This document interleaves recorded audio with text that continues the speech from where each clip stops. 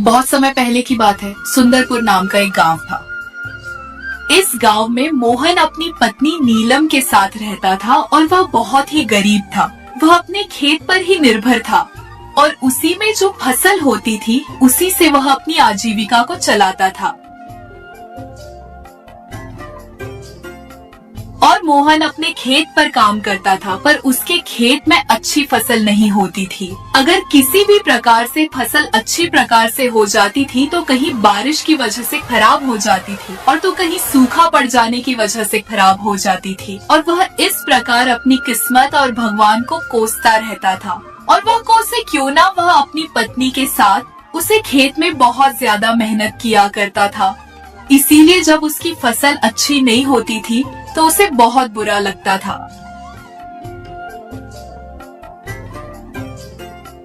और एक दिन जब मोहन खेत पर जाता है तो देखता है कि वहाँ पर कोई भी किसान नहीं आया है। सिर्फ खेत पर वही काम करने के लिए सुबह सुबह चला गया है।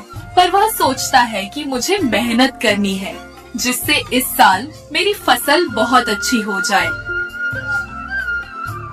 फिर वह अपने खेत पर खुदाई करने लगता है और वह धीरे धीरे अपने खेत को जोत रहता है। और वह अपने खेतों में इतनी मेहनत से काम करता है कि उसे समय का कोई भी अंदाजा नहीं लगता है और उसे खेत पर काम करते करते दोपहर हो जाती है। फिर मोहन की पत्नी नीलम उसके लिए खाना लेकर आती है और फिर उसे समय का अंदाजा होता है और वह कहता है कि अरे ये क्या, मुझे तो काम करते करते दोपहर हो गई है और मेहनत से काम करने में समय का कोई अंदाजा नहीं लगता है।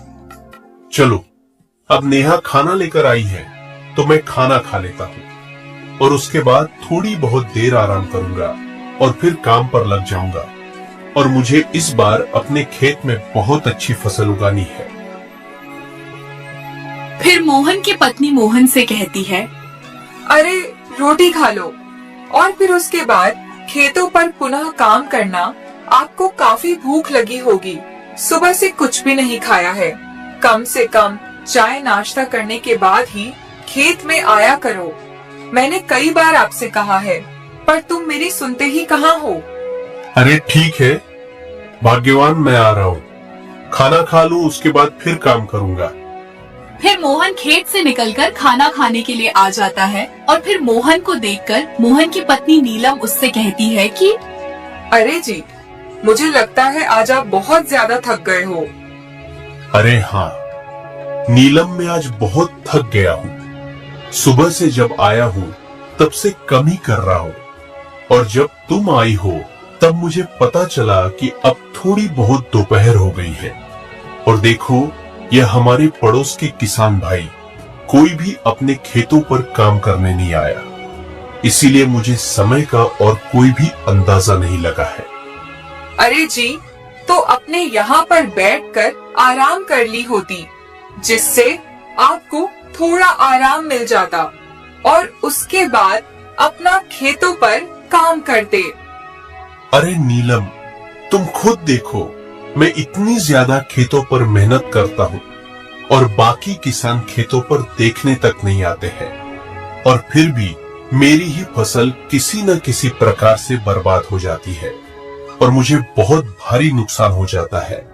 और शायद भगवान को भी मेरी फसल खराब करने में मजा आता है, इसीलिए वह मेरे साथ ऐसा करता है। अरे जी, आप अपना मन छोटा मत करो और दिल से कम करो। भगवान एक न एक दिन हमारी मदद जरूर करेगा।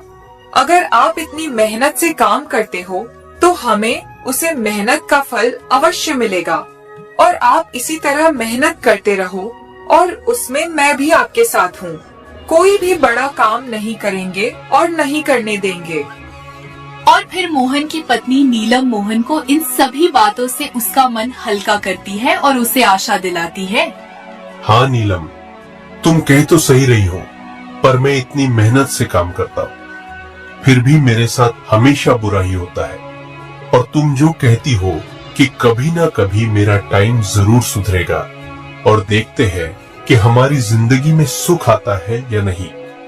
अरे जी, आप ज्यादा अब मत सोचो और एक न एक दिन आप खुद कहोगे मुझे कि अब हमारी जिंदगी में कुछ सुधार आ रहा है और आप इतनी चिंता मत किया करो, क्योंकि हम 2 ही लोग हैं और कोई भी संतान नहीं है हमारी।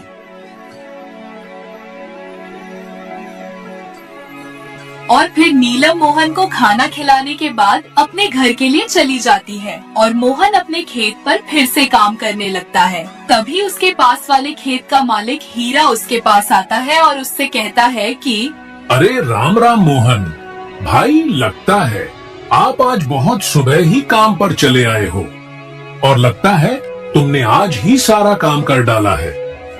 अरे कम से कम जब खेत पर आया करो मुझे भी बता दिया करो, मैं भी तुम्हारे साथ खेत पर आया करूंगा और मेरे खेत में भी जल्दी से जल्दी फसल आएगी, जिससे कुछ हमें भी फायदा होगा। हाँ राम राम हीरा भाई, मैं तो सुबह आज खेत पर जल्दी ही आया हूँ, लेकिन आज तुम बहुत समय के बाद खेत पर आए हो।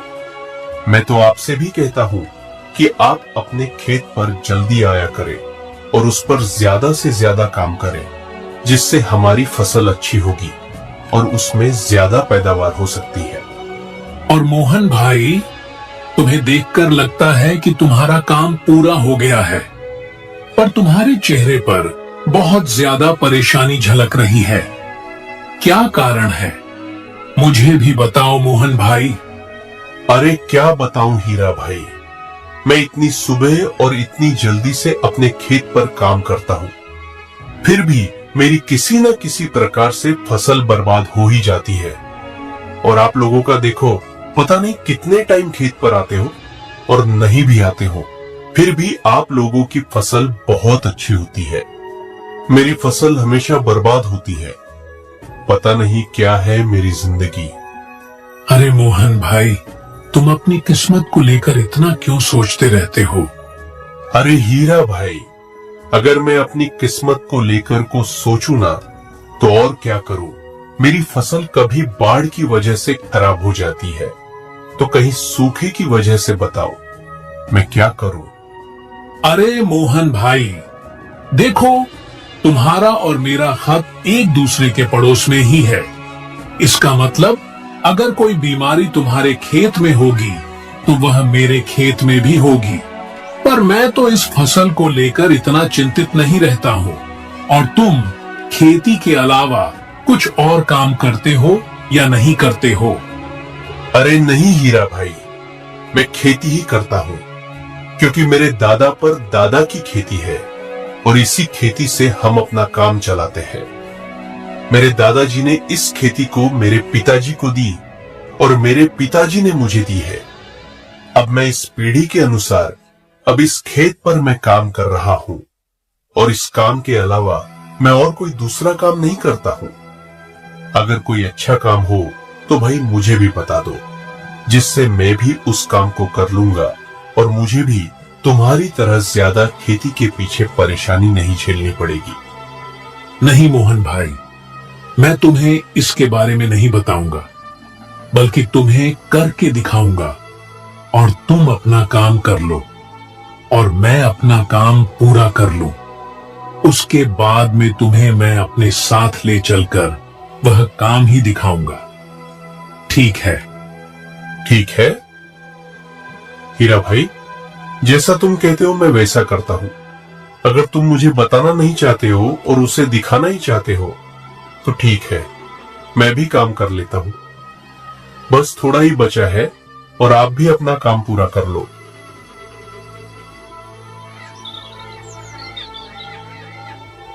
फिर हीरा और मोहन अपने अपने खेत पर काम करने लगते हैं और मोहन ने सुबह जल्दी काम शुरू किया था और वह जल्दी उठकर अपने खेत पर आया था।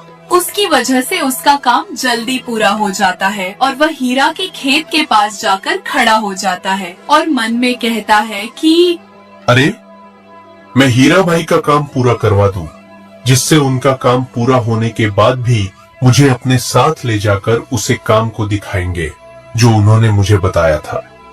फिर मोहन हीरा के खेत में काम करने लगता है और काम पूरा होने के बाद हीरा मोहन से कहता है, अरे तुम्हारा बहुत बहुत धन्यवाद मोहन भाई, तुमने मेरा काम बहुत जल्दी पूरा करवा दिया और तुम्हारे जैसा आदमी कोई नहीं होगा जो अपना काम करने के बाद भी दूसरों के बारे में भला सोचता है।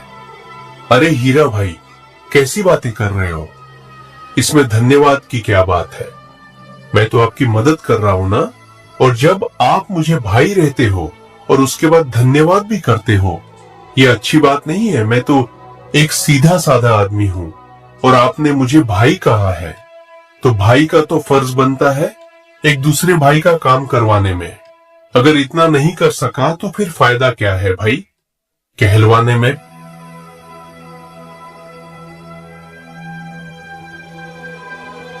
जब हीरा और मोहन हीरा के घर के पास पहुंचते हैं तो वह उससे कहता है कि देखो मोहन भाई, मैं जो तुम्हें चीज बताऊंगा या दिखाऊंगा उसके बारे में तुम किसी से कुछ भी मत कहना और चाहकर भी किसी से मत कहना, और इसके बाद तुम कभी गरीब नहीं रहोगे।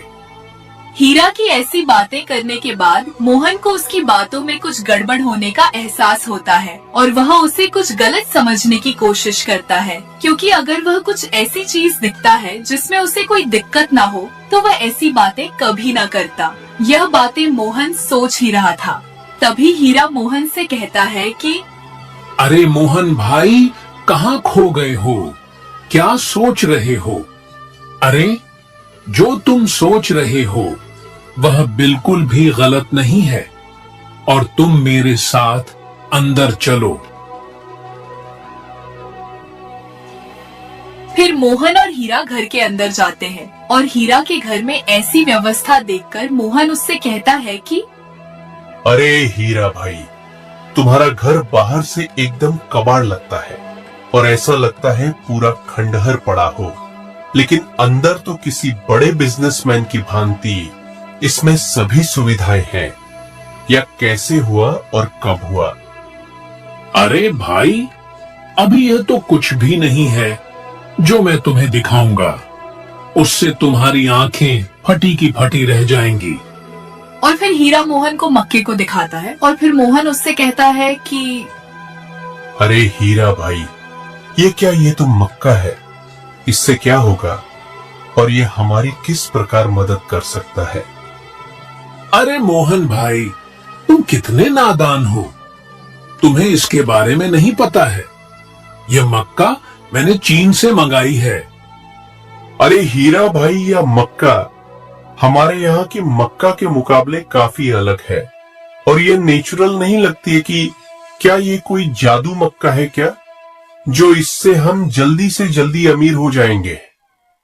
अरे हाँ मोहन भाई, यह मक्का नेचुरल नहीं है। इसे खेतों में उगाया नहीं जाता है, बल्कि फैक्ट्री में बनाया जाता है। और ऐसा ही कुछ सोचो कि यह जादुई मक्का है। देखो, इस मक्के को हम अपने यहाँ के मक्के में मिला देते हैं तो इसमें पता नहीं चलता है कि यह मक्का कोई अलग है या नहीं, जिससे हमें डबल मुनाफा होता है।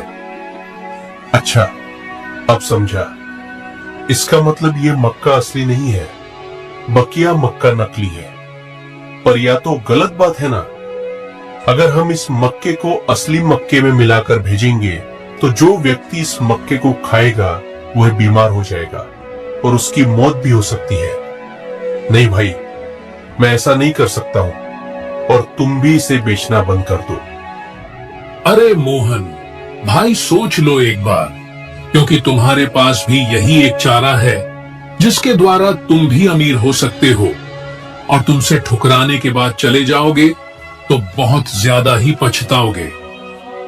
कोई बात नहीं हीरा भाई, मैं यह गलत काम नहीं करूंगा। मैं किसी की जान के साथ खेलकर अमीर बनना नहीं चाहता हूं। तुम्हें ही यह काम मुबारक हो।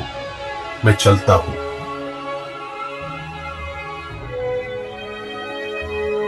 और फिर मोहन वहाँ से चला जाता है और एक पेंट के पास खड़ा होकर कहता है कि अरे मुझे लगा था कि हीरा भाई कुछ अच्छा काम बताएंगे जिससे मुझे कुछ पैसे मिल जाएंगे और मेरी अजीब का भी खेत से हटकर कुछ काम पर लग जाएगी। पर अब मैं अपने किस्मत को कोसूं या ना कोसूं, मेरी किस्मत मुझे हर बार धोखा देकर चली जाती है।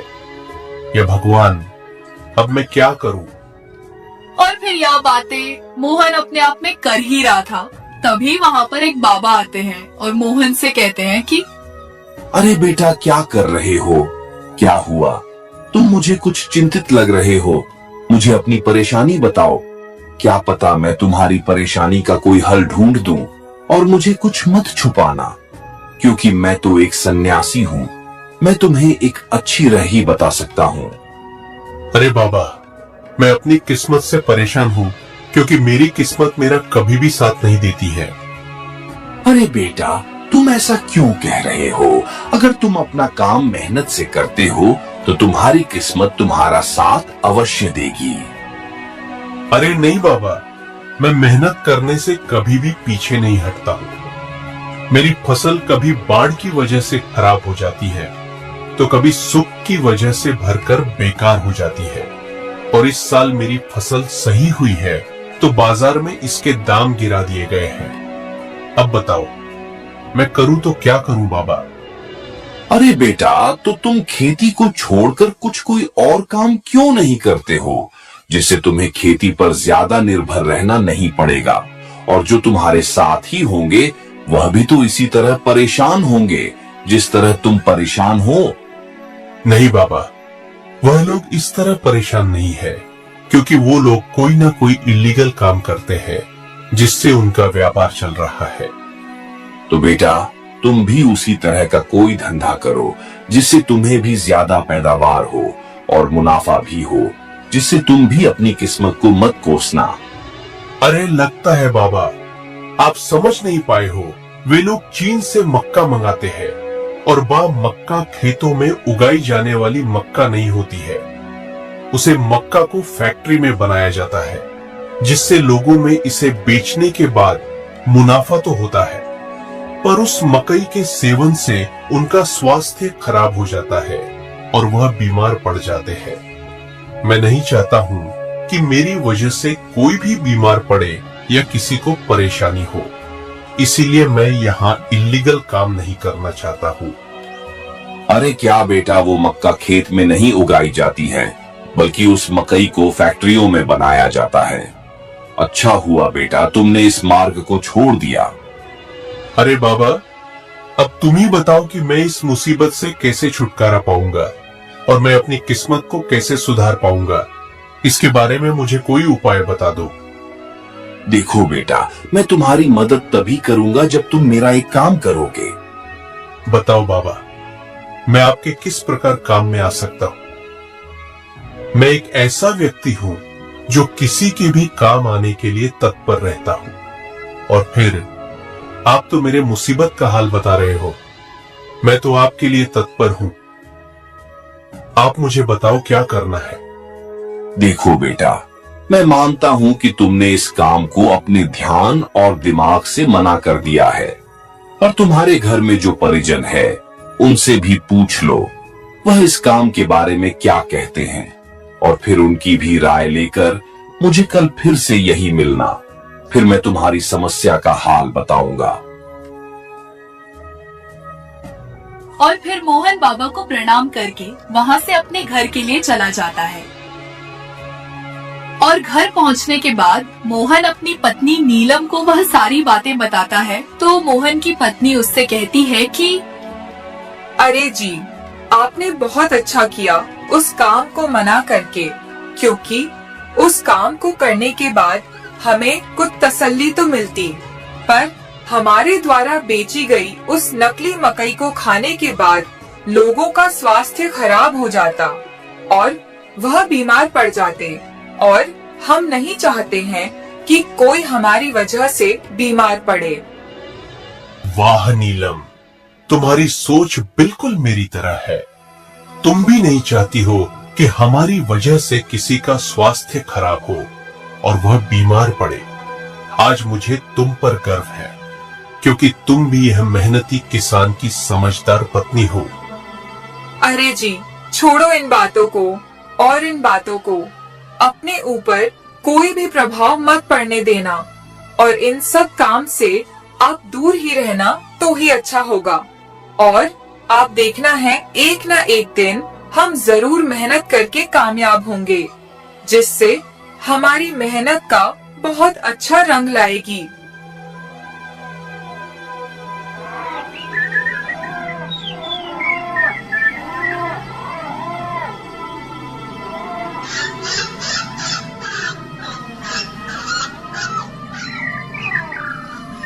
और फिर जब सुबह होती है तो मोहन वही जगह पर जाता है और कहाँ पर बाबा को ना पाकर वह चिंतित होता है और सोचता है कि मेरी समस्या का हल कैसे मिलेगा, क्योंकि यहाँ पर बाबा है ही नहीं।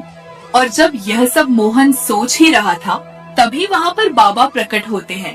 तो उन्हें देखने के बाद मोहन थोड़ा चौंक जाता है और फिर बाबा उनसे कहते हैं कि अरे बेटा, क्या सोच रहे हो? मैं यहीं पर हूँ। बताओ, क्या कह रहे थे तुम? और तुमने अपने परिवार के सदस्यों से पूछा है कि उन्होंने तुमसे क्या कहा है? अरे बाबा, मेरी पत्नी से मैं जब पूछा तो उसने भी साफ साफ मना कर दिया और उसने मुझे यह भी कहा है कि दोबारा उसे काम के लिए उसे व्यक्ति के पास मत जाना और उन सब का प्रभाव अपने ऊपर मत पड़ने देना। मेरी पत्नी का स्वभाव और विचार मेरे ही समान है और वह भी नहीं चाहती है कि हम कोई गलत काम करें जिससे लोगों में बीमारियां न बढ़ सके।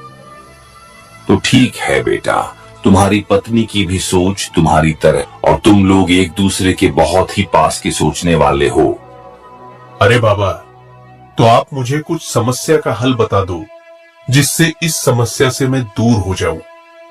अरे बेटा, मैं तुम्हें आशीर्वाद देता हूँ जिससे तुम कभी भी असफल नहीं होंगे और तुम जब भी लोगों की मदद करोगे मुझसे तुम्हारा ही कल्याण होगा और तुम्हारी फसल कभी भी बर्बाद नहीं होगी और ना ही तुम्हारी फसल बाढ़ से खराब होगी और ना ही सुख से और ना ही किसी कीड़े मकोड़े से। ठीक है बाबा, आप जब कह रहे हो तो ठीक ही होगा।